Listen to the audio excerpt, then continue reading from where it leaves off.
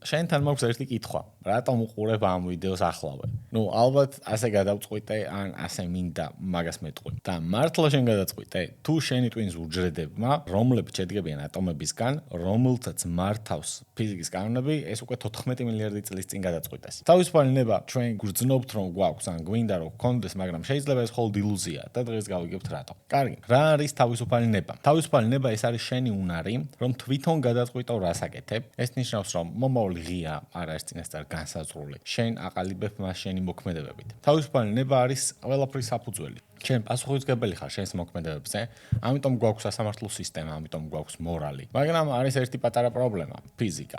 ჩვენ შევდგებით ჩვენი ტვინისგან და სხეულისგან, ხოლო ეს ყველაფერი შედგება უჯრედებისგან. უჯრედები პროტეინებისგან, პროტეინები ატომებისგან, ატომები ელექტრონებისგან და პროტონებისგან. ასე რომ ფუნდამენტურად შენ ხარ ნაწილაკების ნაკრები, კოსმოსური მტვერი. და ის საინტერესო ნაწილაკებს არ აქვთ არც ნება, არც мотиваცია, არ აქვთ თავისუფლება, ისინი უბრალოდ ხვდებიან ფიზიკის კანონებს. და ფიზიკის კანონები დეტერმინირებულია. დეტერმინირებული ნიშნავს წინასწარ განსაზღვრულს, მიზეზ შედეგობრივ კავშირზე დაფუძნებულს. წარმოიდგინე ბილიარდის მაგიდა. თუ დაარტყავ ბურთს კონკრეტული სიჩქარით, კონკრეტულ კუთხეში, ფიზიკის კანონები ზუსტად გეტყვის საწავო ბურთი, რა სიჩქარით, როგორ შეეხება სხვა ბურთებს, აბსოლუტურად ყველაფერს. არა დაახლოებით, ან შესაძლოა, არამედ ზუსტად მიკროსკოპულ დონეზე. სამყარო ზუსტად ასე მუშაობს. მხოლოდ, ბილიარდს მოთამაშის გარეშე. ბურთს არავინ არ უტყავს, მოხდა დიდი აფეთქება და ეგ არის ჩვენი ბურთის დარტყმა. ახლა წარმოიდგინე, დიდი აფეთქების შემდეგ ყისიერად გამოჩნდა სუპერკომპიუტერი. ამ კომპიუტერმა დააფიქსირა სამყაროში არსებული ყველა ნაწილაკი,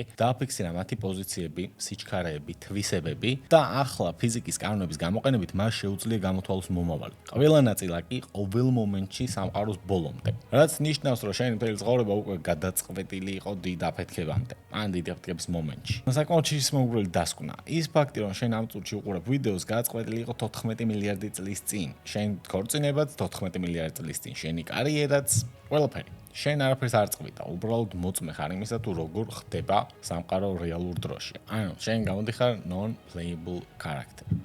GTA-ში ტიპები რო დადიან ქუჩაში და ახლობთ ეგრე. მაგრამ არსებობს კვანტური მექანიკაც. კვანტური მექანიკა არის რენდომული. არ არის პროგნოზირებადი. კვანტური ბილიარდის მაგიდაზე ბურთი შეიძლება წავიდეს მარცხნივ, მარჯვნივაც, შეიძლება გადაიქცეს ბანანადაც. მათი ქცევა არ არის განჭვრეტილი წარსულით, არამედ რენდომულად წყდება რეალურ დროში. შეიძლება არსებობს თავისუფალი ნება, მაგრამ არა. რანდომულობა არ უდრის თავისუფლებას.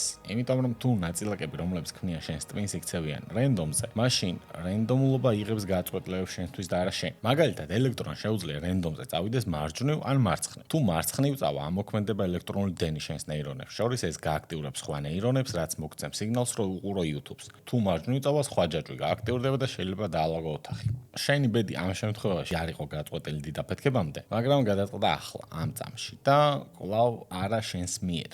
ასე რომ, პირველი ვარიანტისას, დეტერმინიზმის შემთხვევაში, შენი მთელი ცხოვრება წინასწარ არის დაწერილი, ხოლო მეორე ვარიანტისას, კვანტური რენდომულობა განსაზღვრავს მოვლენებს აქ და ახლა. და ორივე შემთხვევაში ჩვენ არაფერს არ ვწყვიტავთ. ამ გეგმაში ჩვენ არ ვართ მთავარი პერსონაჟები. მაგრამ რა მოხდება თუ ჩვენ ვსვავთ არასწორ კითხვას? საინტერესო ფაქტი. შენ შეგიძლია სამყარო დაყო მის ძირითად ნაწილებად, ელექტრონებად, კვარკებად, მაგრამ ამით მთლიანად ვერ ახსნი სამყაროს. იმიტომ რომ არსებობს რაღაც, რასაც ქვია ემერჯენტულობა. ემერჯენტულობა ნიშნავს, როდესაც ბევრი პატარა რამ ერთად ქმნის სრულიად ახალ თვისებას, რომელიც აქამდე არ არსებობდა. მაგალითად, სისველი. წყლის ერთი წვეთი არის ძალიან ბევრი H2O-ს მოლეკულა. თუ წყალი დაგექცევა შარვალზე, შენ შარვალი დასველდება. მაგრამ რა არის სისველი?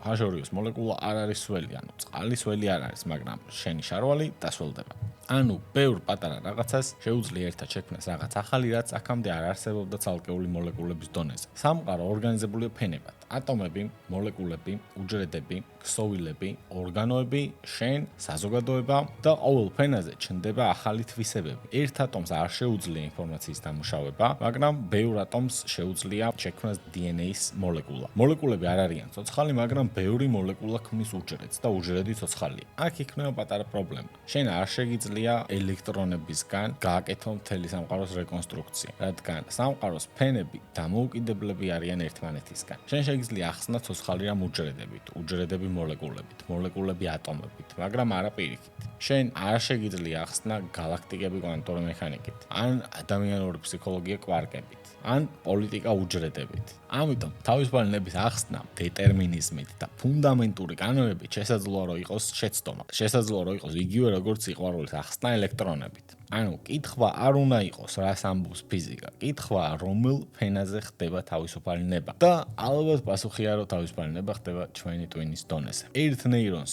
მაგალითად არ სურს YouTube-ის ყურება, მაგრამ 80 მილიარდ ინტერნეტ დაკავშირებულ ნეირონს კი მათ სურთ, რადგან ეხლა ჯერ კიდევ უყურებ. თუ კიდევ უყურებ, ბარემ არხის გამოიწერე და ვიდეოს დალაიქე. ამ ფენაზე ყველაფერი რაც შენ ხარ გამოჩნდება. შენ ცნობიერება, პიროვნება, გრძნობები, შიში, ოცნებები. ამ ფენაზე შენ ჩნდები და ამ დონეზე შენ ხარ ნაწილი გადაწყვეტილებისა. ანუ რეალობის ამ ფენაზე, ტვინის ფენაზე, შენ ყალიბდები შენი გადაწყვეტილებებით, ხოლო შენი გადაწყვეტილებები შენს მიერ მიიღება. ყოველ შემთხვევაში შეგიძლია მათზე გავლენა იქონიო და შენ ხარ თავისუფალი, რომ შენი გადაწყვეტილებები გააკეთო ისე როგორც გინდა. ასე რომ, ვინ არის მართალი? არსებობს თუ არა თავისუფალი ნება?